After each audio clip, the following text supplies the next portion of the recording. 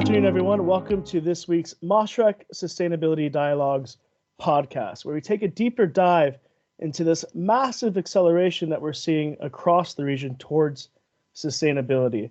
Of course, we've touched on many topics in the past: energy security, energy transition, circular economy, climate finance. And today's critical topic that we're addressing is making every drop count. How can the region secure its water in a sustainable way? We're joined here today by our host, Husam Abdel, who is the Senior Director of Origination and Sustainable Finance and Investment Banking at Mashreq, as well as our three distinguished guest speakers: Mahmoud, Director of Climate and Water at the Middle East Institute; Dr. Mohammed Dawoud, who's Manager of Water Resources Department at the Environment Agency in Abu Dhabi; and Dr. Masoud Sulaiman Al-Azri, who's the Director General of Planning at the Ministry of Agriculture, Fisheries, Wealth, and Water Resources in Oman. Thank you all for joining the podcast today. I'd like to first kick off with Husam as our host today to give opening comments on the overall topic that we're addressing. I'll try to be very brief. Distinguished members of this panel, Brian, and guests, I'm really honored to be here today as a host and as somebody who will share some of my experience and thoughts about a very important topic here. When I was asked to be part of this, I felt a little bit apprehensive. To be honest with you, this is a very important topic. I've been only doing sustainable finance for a couple of years, and the panel that we have, and I really thank you, sincerely thank you for taking the time, are all very experienced PhD doctors that are providing their time to discuss this very important topic, representing policy, the government, and like Dr. Dawoud, a scientist. This is an important topic. The UN adopted the social development, the sustainability development goals. This is in the heart of it, providing sustainable water. We are in an area that is a desert, that we have water scarcity. We are experiencing population growth and increased urbanization. So there is more pressure on this particular resource, specifically in this region. From our perspective as a bank, sustainability and the opportunities it provides with it is very important, because we want to do what's good for everybody, and because this is providing a huge opportunity. Partnering with the government and other institutions is providing a huge opportunity for the private sector like us, Mashreq, in order to finance these very important topics. So thank you very much. I'm very excited about the conversation, and I'll jump in every now and then. Thank you. Thank you, Husam. I just want to first bring in Mahmoud, of course, from the Middle East Institute. You've had many years of experience in water policy within the region, of course, as well as adaptation. I just want to get your opening comments on the overall scenario that we're currently in with the Middle East in terms of water sustainability and water security. Thanks, Brian. I really appreciate the opening remarks by Husam, because I think it lends itself nicely to the question that you asked, which is essentially, and I think where I'd like to start is what is the current status of the region's water resources? If we're to take a snapshot right now, the Arabian Gulf, the Arabian Peninsula, the Gulf region itself is, the Middle East as a whole is very water challenged in terms of water supply. And certainly if we zoom in to the Gulf region, even more so. And when we think of traditional sources of water supply, we're looking at either surface water or groundwater. And unfortunately, the region is essentially, there's a few exceptions here and there, certainly when you go to some extremes in the peninsula, is absent any surface water supplies. And on top of that, the groundwater supplies, which have historically been the lifeline of the region, is also quite diminished and has been overtaxed.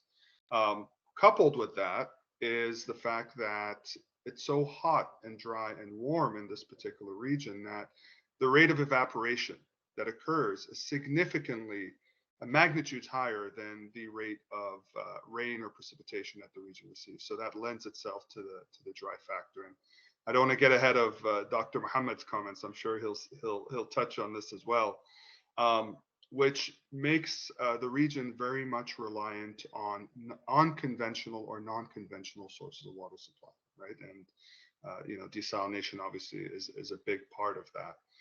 The other piece of the equation, which Dr. Husam, I think, alluded to, is in a sense, the region is booming. Not necessarily just if we look at population, certainly different areas of the region population-wise is growing, but also the use of water in other sectors in terms of industry, in terms of agriculture, is also increasing. And those sectors rely on water to be productive and successful, and certainly agriculture. I'll leave it there, and hopefully as we continue our dialogue, we can deep dive on some more particulars. Dr. Mohammed, I just wanted to bring you in, of course, following those comments. Obviously in Abu Dhabi, the UAE, of course, is water stressed in some areas, but there's some massive innovation occurring across the region, of course, as well. But I'd just like to get your opening comments on the overall question that we're addressing today. I think one of the most important challenging in the region is the water deficit or water shortage, especially the renewable water shortage.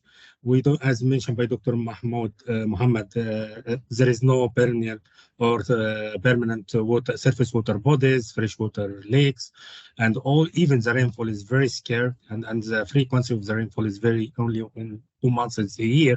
So we do have in Abu Dhabi, as well as all GCC regions, rainfall is less than 30 millimeter per year. However, the evaporation and evapotranspiration is more than 2,000 millimeter per year. So it makes the difference between the available freshwater resources and the demand, the gap is very huge. This is why we started to develop or to rely a little bit more on the non-conventional water resources, mainly the desalination and the reuse of treated wastewater. So we do have a lot. We started to or trying to fill this gap or to minimize this gap between the available supply and the increasing demand because of the increasing in population and other development sector like agriculture sector, industrial sector. The only way is to try to fill this gap. And to fill this gap, we have to work on both sides, increasing the supply by using innovative technology in desalination to minimize the cost, to minimize the environmental impact of the desalination, and make it more sustainable in the future, and also to reuse or to treat efficiently the wastewater to a level of quality which allow us to reuse it efficiently in agriculture, production, landscaping, amenity plantation, a forested area, and other things. On the other hand, on the demand side, we have to find another alternative solution to minimize the demand side or to manage the demand side management, especially in the agriculture, because it is the main user of water resources in our region. It consumes about 80% out of the total water resource in GCC, and even 85% in MENA region. So we are speaking about a very huge consumption in agriculture, and the efficiency of the irrigated water is something like between 40 to 50%. So I'm losing about 50%. And the production or the contribution of the agriculture in the GDP in most of the countries is less than 2-3%.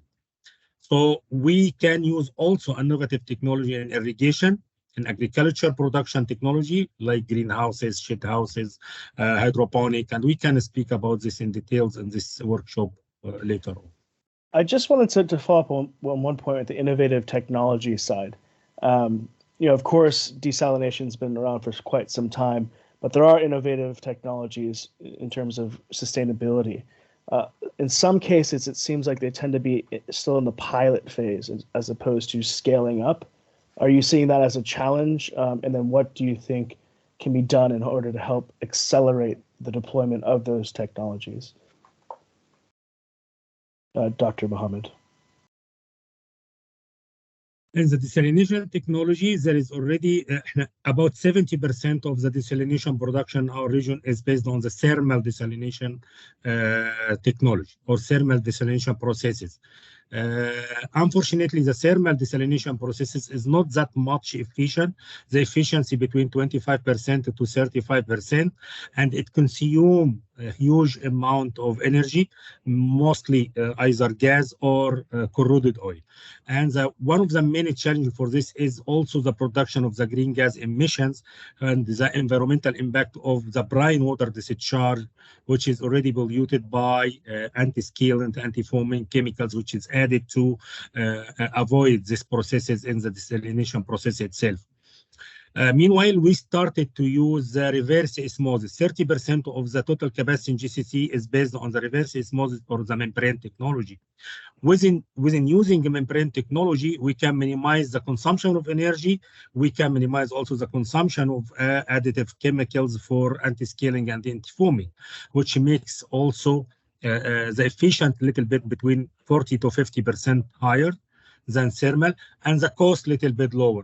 But the main issue to transfer or to go from thermal desalination to reverse osmosis desalination is in the thermal desalination. And the thermal desalination, I'm producing both energy and water, and the water as a cogeneration system. And because I don't have enough resources for energy, but if I go and change and transfer to reverse osmosis, I will need more energy, especially electrical energy, to produce water from the reverse osmosis. So I have to hear why GCC started now to diverse their sources or the energy sources and change from depending fully on oil to go back to renewables like solar energy, wind energy, and even recently, like in United Arab Emirates, started their nuclear program, safety nuclear program, to produce about 17 to 18% out of the total energy consumption. With using electricity and changing and transferring to RO, we can decouple water and electricity or water and energy, and we can depend on more efficient technology, which is the membrane technology. Even with the membrane technology, you can use renewable energy like solar powered reverse osmosis, and we floated recently the biggest or the largest reverse osmosis based on solar energy in Tawila 2. This have been already now floated. The tender is already floated, and it have been awarded to a consultant and a construction company, and it will work soon. Also using new innovative technology like ceramic membranes, forward osmosis. However, still it's under laboratory scale. It's not scaled up to commercial scale, but it's in the future. It's a promising technology, and we are looking to minimize the energy consumption and reduce the environmental impact by using new innovative technology. Dr. Masoud, I just want to bring you in, of course, moving away from the UAE and Abu Dhabi. Obviously, Oman, different scenario in some cases, wadis, mountains, in terms of water sustainability. I just want to get your comments on the overall topic and where you see the state of play currently. Thank you very much, and thank you for distinguished guest as well. Well, as you said, water will remain the most valuable and vital resources for the region, of course, and for Oman as well. And as you have mentioned also, we are in Oman having different what's called geographic locations where we have mountains, we have desert, and actually fresh water exists only in the southern and northern end, and the rest of the country water is brackish actually.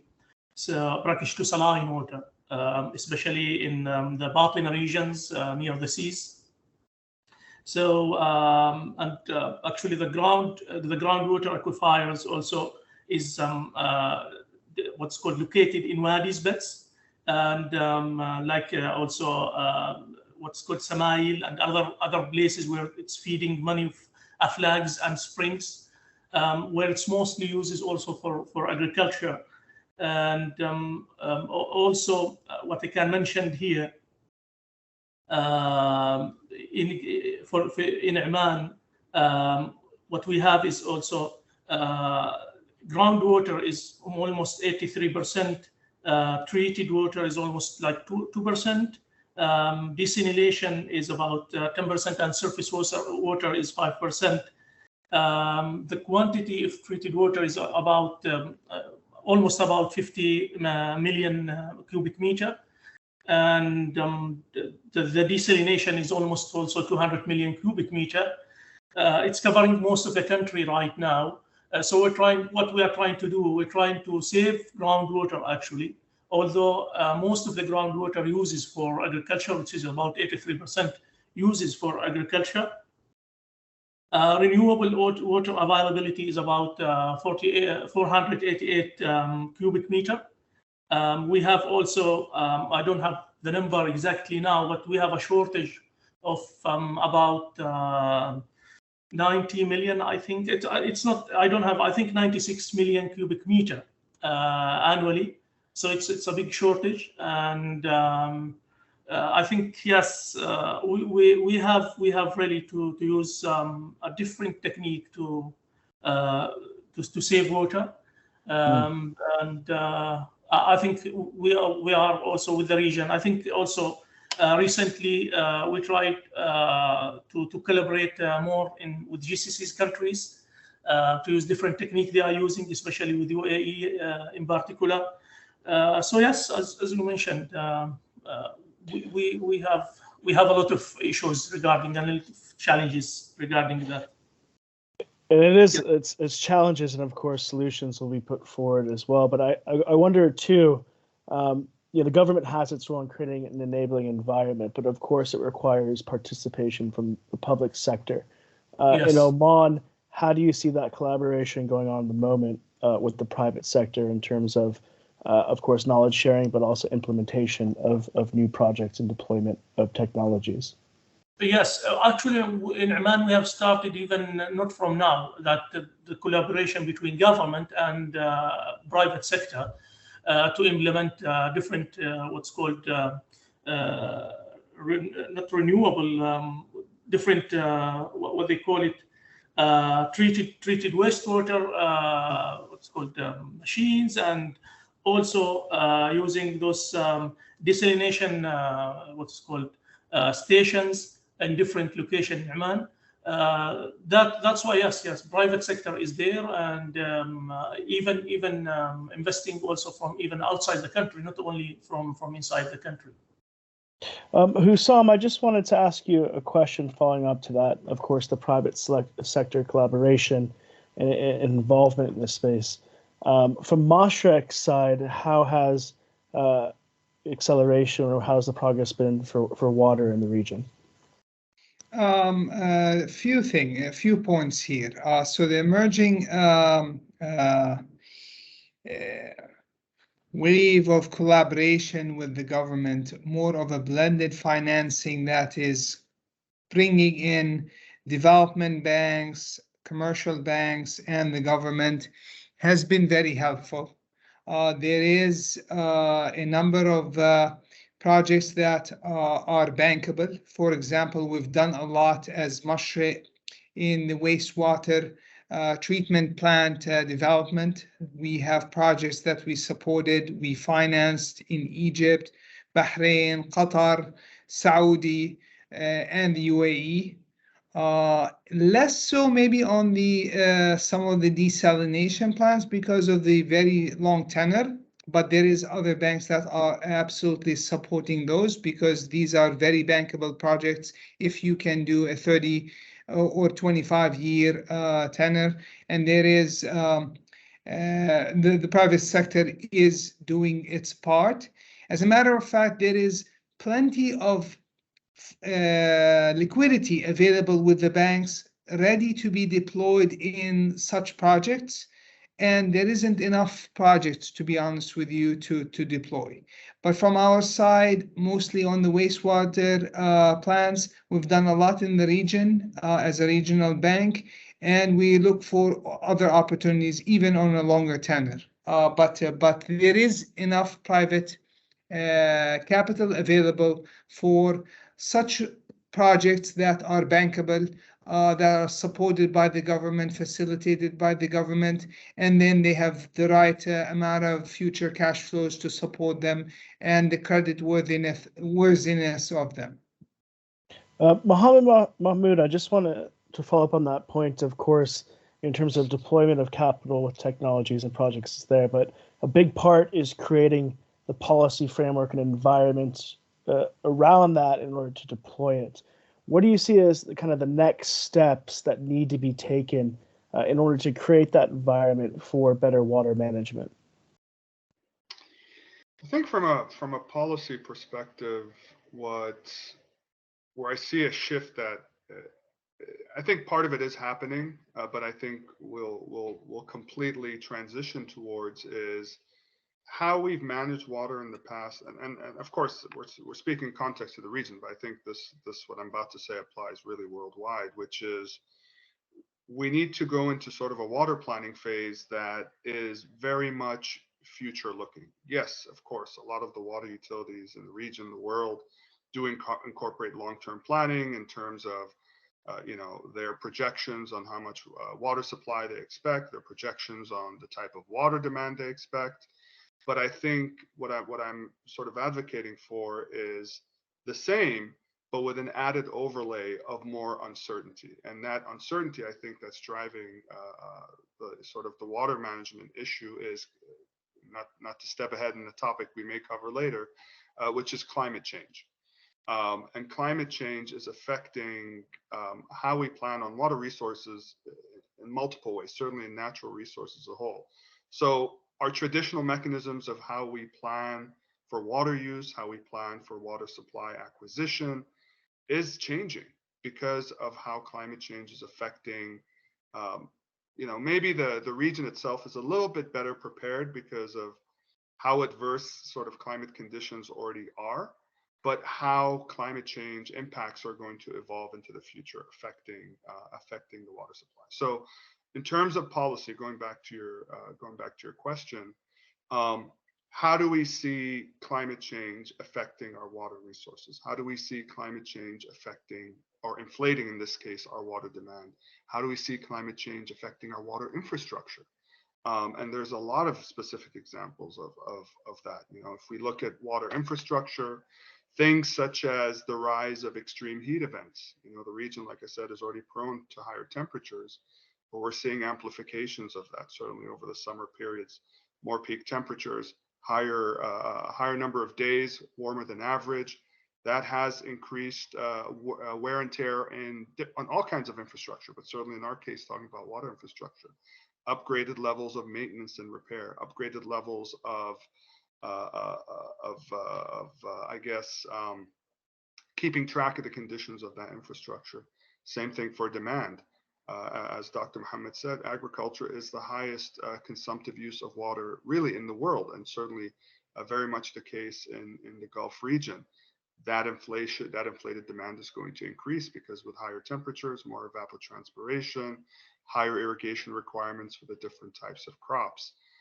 Does that mean we have to change how we grow crops in the region? Same thing on the water supply side.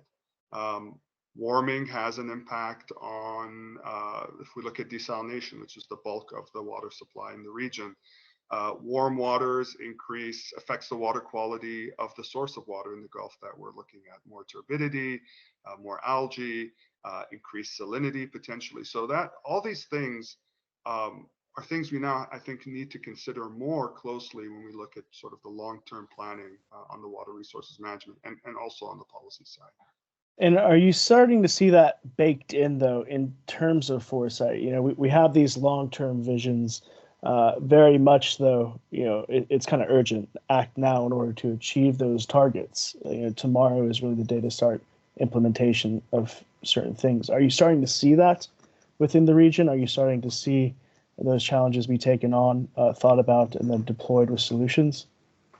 Absolutely. I think it's almost a benefit and a curse that the region is so suffering under such water scarcity and extreme parts of climate change, certainly in terms of extreme heat, that by default, I think the region, certainly different divisions, departments, ministries that are dealing with this issue are already, whether it's explicitly recognized or not, it's baked in to what they do. Just to draw the parallel, I've worked with water agencies in other parts of the world that have, for a number of reasons, whether political or just technical, did not recognize the impact climate change will have if it isn't currently. I mean, it's affecting everyone currently, but didn't really anticipate, and they're suffering for it. So I think in the region, it's both a blessing and a curse. It's a curse that we have to deal with it in the region, but it's a blessing in the sense because we've dealt with these conditions, or the region has dealt with those conditions for so long, baked into the planning, both on the policy, both on the technical, both on the management side, to consider these impacts. I think what I'm advocating more for the region, which I think will naturally occur, is for that to be more explicit. And I think it's transitioning that way. And of course, there's large opportunities in exporting those solutions globally as well, going through that process and deploying those solutions too. Dr. Mohammed, I just want to bring you back into that as well. Of course, we've talked about the private sector participation, the policy framework and environment. We also have academia as well, who plays a role in research and development.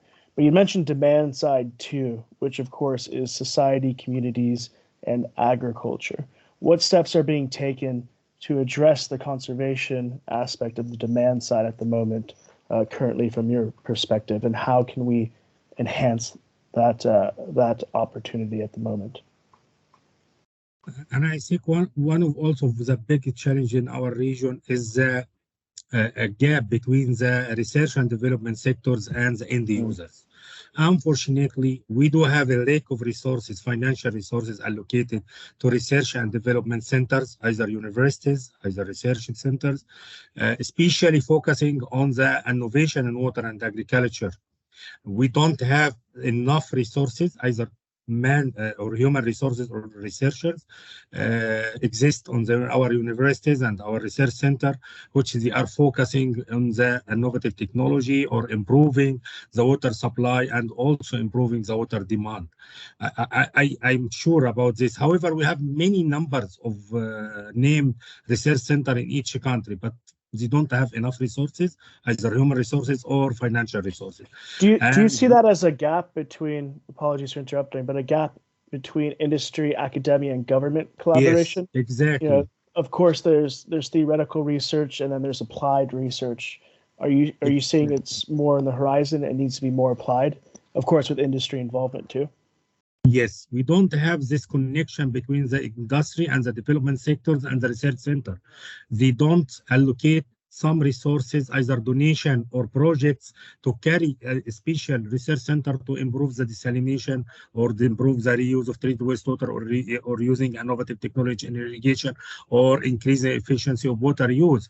We don't have this link. Always they are depending on the governmental financial resources, which is mostly used as a salaries or operational cost, and it's not contributing by a good value for the research or the sake of the research itself. And this led between, or this miscommunication between the industry and the development sector and research center makes it very difficult even. However, if we do have some results in our labs or our research centers, it's not able to be applied by end users because it's not allocated to a certain problem or solving a special issue or a special problem which they are suffering in the reality. So there is difference, there is lack or there is miscommunication between the research centers and the industry and the development sectors. Also, we don't have enough capacity building and education and awareness for the end users. We don't have enough awareness programs through media or through social media or whatever that can be easy to be connected or have impact on the end user to save the water resource, especially for agriculture, as mentioned by my colleagues. And I have already involved in some programs by through some workshop with end users. They don't hear at all about water efficiency use or new innovation in agriculture, or how they can use it, how technologically they can use it, or environmentally they can use it. There is a big gap between us as a researcher or even the governmental body and the end users, how we can transfer knowledge to them. I know in some countries, in many regions like Egypt, for instance, that there is no agriculture extension researcher or staff that they can transfer the knowledge or the know-how to the end users or the farmer or the owner of the farm for the last 40 years. We have this before, but because there's a lack of employment and the governmental financial for this sector, unfortunately, we don't have educated staff to transfer the knowledge and to learn the end users the know-how for improving their agriculture production, for improving the water efficiency use. This is totally missed in most of our countries, unfortunately.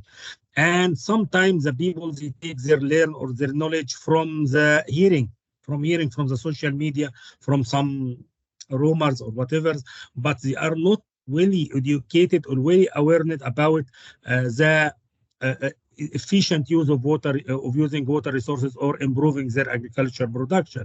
However, we have a very big lack in our food security and our water security. Unfortunately, we have a real situation, a challenge, and we have big problems, and it will increase. Unfortunately, I'm sure that all of you are aware about the very rise in the food prices in our region because of the lack of the supply from neighboring countries, and because of this geopolitical and political instability in the region and the war between Ukrainian and Russian war, which is impact the supply chain for food in our country and here in UAE and Egypt and in many regions. So we should be aware, or we should put programs to improve the research and development programs in universities and the research centers, and they link it to the industry sector or the other development sectors. And also we have to learn the businessmen and the rich people how they can donate for research. We don't have even this culture, unfortunately, in our region to donate and to support the research and development, like we see in. And I was in Europe and in Wageningen University and in the United States in Caltech, and I see how a lot of people, rich people or businessmen, either in the field of technology or the field of agriculture, how they are donating, how they are supporting, how they are connecting their business to the research and development sectors to solve special problems or special challenge in their farms or in their industry. We need to have this culture in our region. Well, it's that balance of people, planet, and profit. Not so much donate, but the opportunity from an economic perspective to be involved and accelerate those technologies. Dr. Masoud, I just want to bring you in as well on that R&D aspect and closer collaboration. Obviously, in Oman, Ijad's a platform that's helped close the gap between industry and academia. Just if you're seeing that from your side. And then also on the other point that Dr. Mohammed mentioned, which, from my perspective, the younger generation is very environmentally conscious, right? Clean water, water security, energy security, you see in Oman as well with PDO, supporting PDO. Are you seeing that from your side in terms of drawing in talent and being able to communicate those challenges in that younger generation taking up the cause? Yes. Well, thank you for Dr. Mohammed. I think he has what's called raised a very good points regarding the decreasing the gap between industry and academia. Of course, we have also in Oman we have the same. We depended on government mainly for the research, and there is no stability or sustainability for the government. As he mentioned, mainly what is the finance available is for salaries, which is not really enough water, as you even for agriculture or for the water safety for what is called people use. We tried recently really to decrease that gap. We tried to attract, especially as you mentioned, power companies, oil companies, because they are really generous in their what's called either donation or their funding for such a project. That's what we try to do now.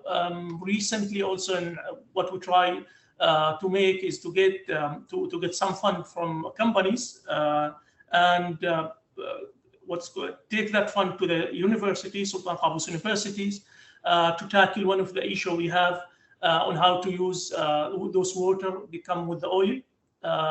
There with one oil barrel, there are 10 barrels of water. Barrels so of water, yes, so what we try to do is to try to use those water either in agriculture or any other use that can benefit the country, and trying to use it actually, because what they do actually, they re-inject it in the soil again, which is very, very costly, and of course they don't use it. So what we try with the academia now is first of all to bring what's called a strategy, or let's say not a strategy really, to bring rules on how to use those water, and then also do some research on different use of those water.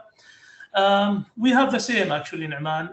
We're trying a lot on introducing new technologies, especially in agriculture. New technologies, as I have mentioned, we have an unconventional stations among different what's called coastal areas, where we use those water for desalinated water, and we try to use as less as possible costly what is called, because those desalination, as you know, it's very costly. So we try to bring using the private sector to bring the lesser what's called cost of desalination techniques.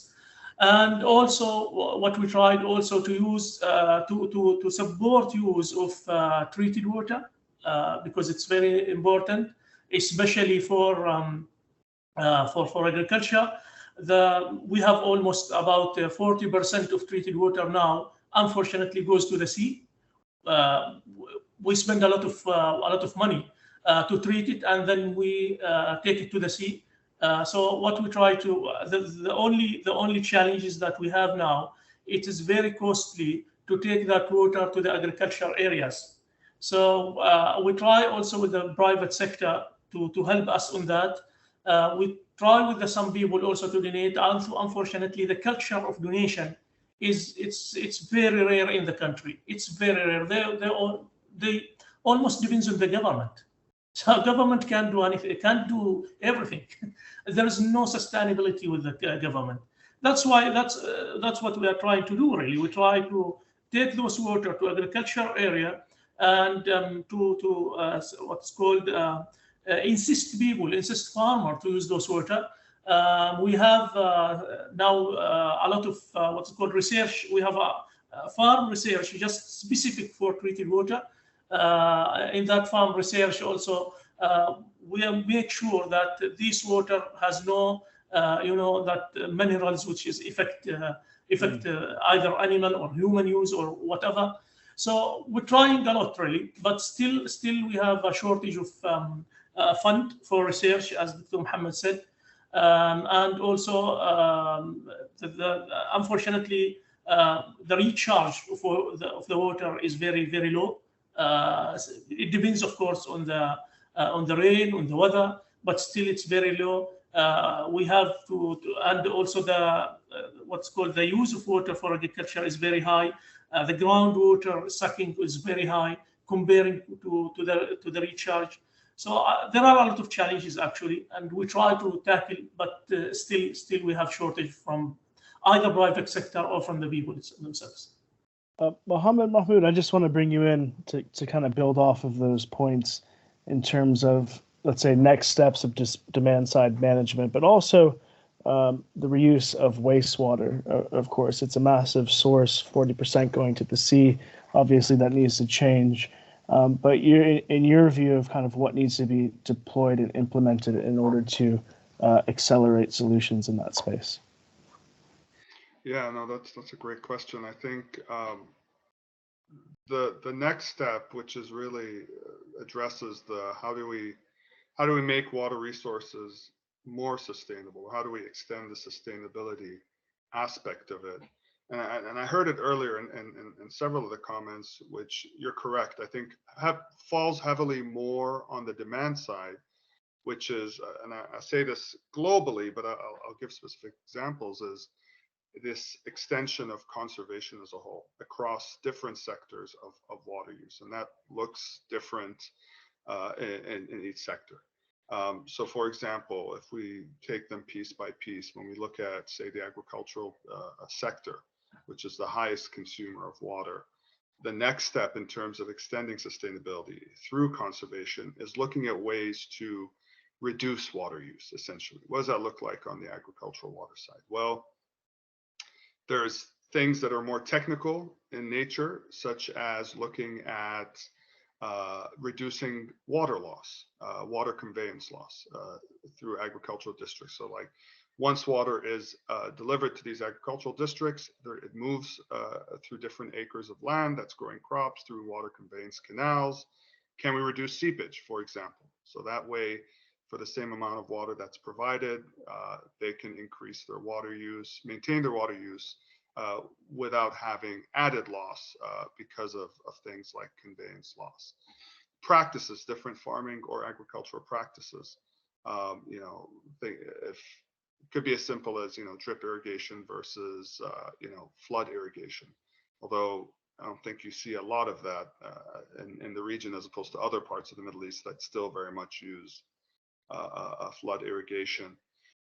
And then now you shift towards the more economic side of farming.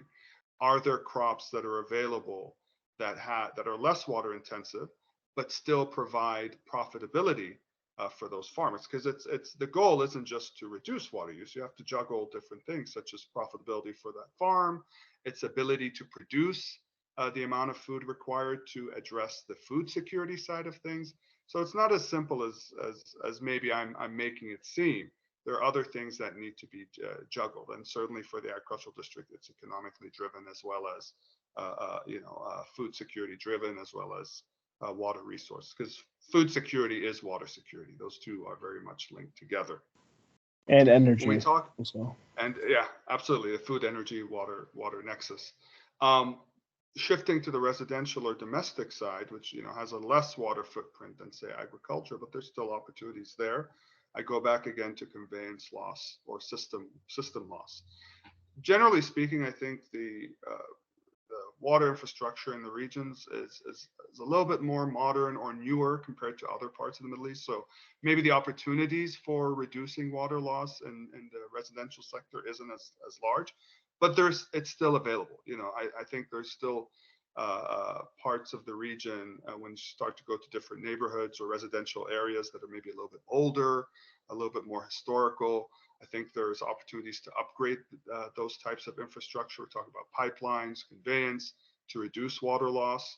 And then I think Dr. Mohammed touched on this as well, is expanding what I call or expansion of urban water reuse or water recycling, right? So this idea of water that, you know, wastewater that is produced from residential or domestic water use, expanded treatment to bring it back into the system. And maybe one way to do that is this expansion of wastewater all the way to even drinking water. I mean, we have mechanisms that treat non-potable water to drinking water, and then wastewater to non-potable.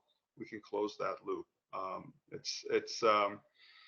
From a societal point of view, do you see the drinking water aspect, that end goal, that opportunity to occur in the region, or do you think there will be some barriers for that? I think the opportunity is there. The barrier is not technical or physical. It's perception, societal. I think you touched on it. And unfortunately, because of, you know, something like that, where yes, you're taking wastewater and, you know, treating it to drinking water standard, but those mechanisms already exist separately in the region. Other parts of the world have done this. The unfortunate tagline is, for those that are skeptics of it, tend to call it toilet to tap, which is reductive, though true, is reductive. But those systems exist. We have the technology. We do it separately.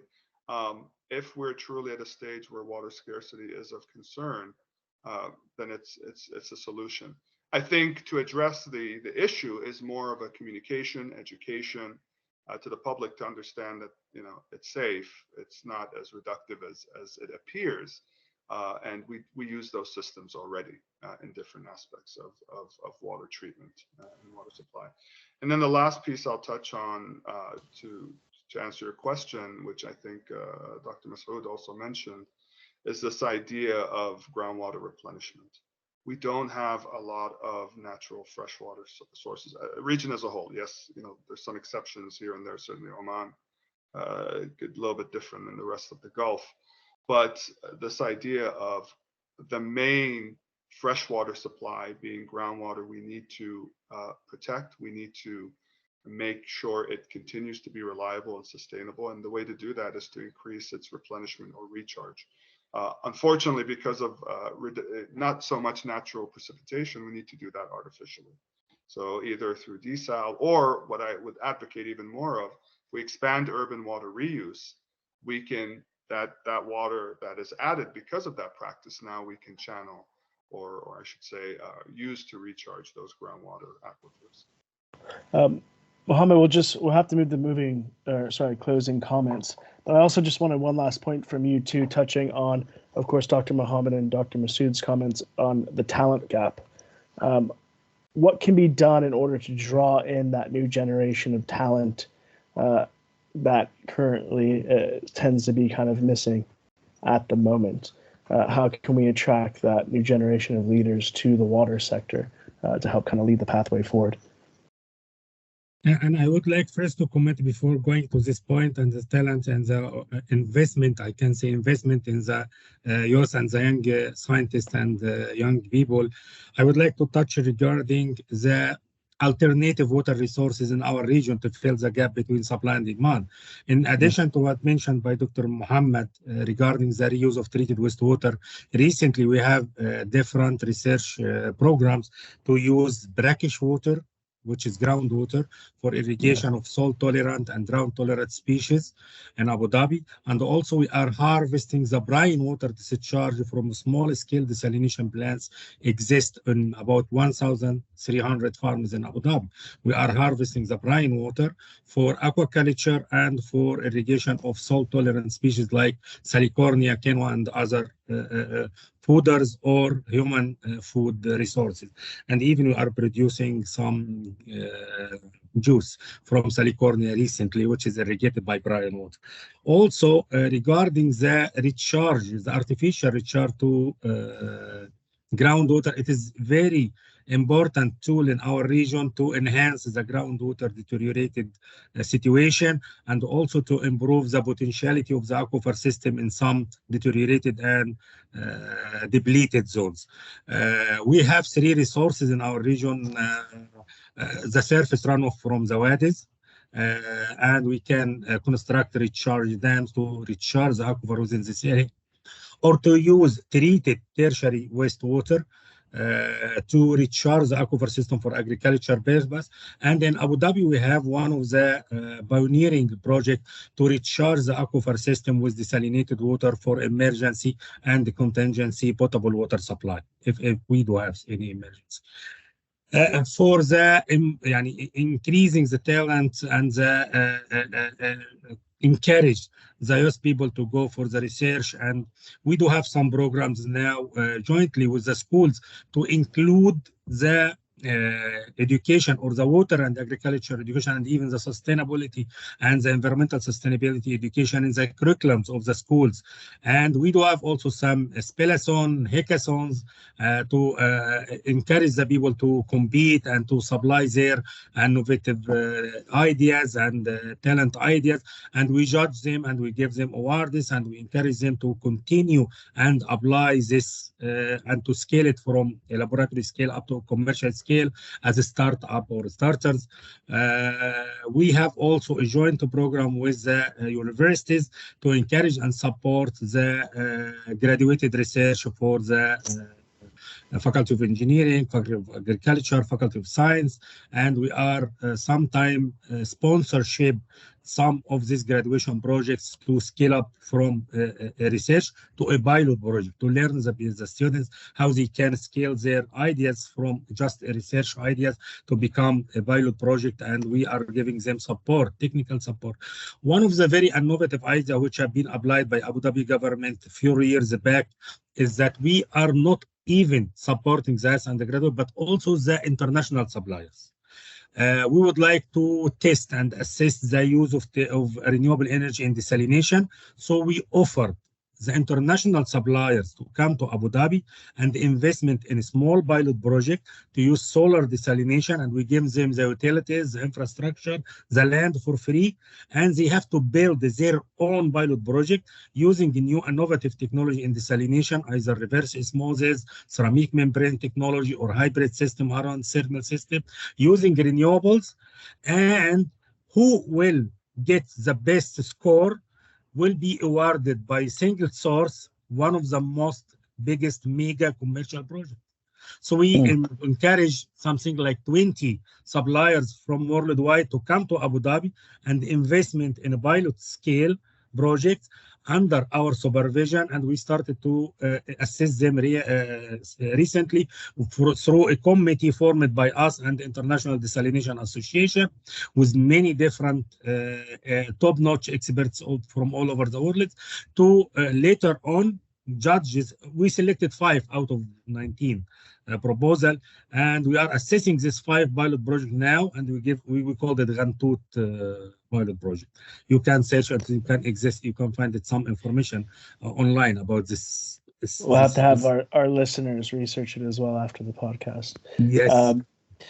Dr. Masoud, unfortunately, we have to move to closing comments. 30 to 40 minutes moves by actually pretty fast on these podcasts. But just to set the scene, of course, we have COP28 being hosted in the region, the GCC. Of course, the youth, there's a magnifying glass on progress being made. Dr. Masoud, what is one message that you would like to convey for COP28? And of course, Oman being a big representative, that you would like to get that message out there to that quorum? Yes. I think water is very important. And I think we have to save every drop of that water. And they have, as you mentioned, I think Dr. Mohammed mentioned, secure water, that means secure our food. And as you also mentioned, that of course power is very important as well. So these 3 is very important, and every one in the world should give attention to this, either youth or of course responsible people. So water is really important, and everybody should give attention to them. I just want to hand it back to our host, Husam, as well, to close out the session and share your final thoughts for closing comments. Thank you very much. Thank you very much, everybody, for this very interesting conversation. You highlighted some of the challenges, some of the opportunities. Some of the positive things that I can also pick up is although there isn't a lot of awareness within the public, there is way more awareness given the challenges the region have. There's more awareness in the public sector. There is more awareness with businesses. Industries now better understand and appreciate the risk and mitigation that this particular issue could cause to their business. The more restriction on water we're getting in this region, it's opening opportunities for new technologies, for better management, for wastewater that could put us in a position to be a pioneer, a leader, an incubator for bigger things for the world. So although on the one hand, it's a challenge that we are suffering the most from climate change or heat or scarcity of water, but also the benefit is there is awareness. we have financial resources, and there is awareness that this could become an opportunity. It is estimated by the OECD that this is a 1 trillion per annum investment. We in the private sector with the government want to capture this opportunity. But for this dialogue, thank you very much for your input, for your expertise, and the time you took. This is very interesting, and we really thank you for taking the time. Thank you, Husam. I'd also like to thank our distinguished guest speakers, Mohammed Mahmoud from the Middle East Institute, Dr. Mohammed Dawoud from the Environment Agency in Abu Dhabi, and of course, Dr. Masoud Sulaiman Al-Azri from the Ministry of Agriculture, Fisheries, Wealth, and Water Resources in Oman. Thank you very much, everyone, for sharing your insights today. For all those who are watching and listening, please feel free to follow these guests online on social media for updates, and of course with Husam and Mashreq as well, where we will be publishing the podcast and more content to come. But thank you very much, everyone. Appreciate your joining and appreciate your time. Thanks.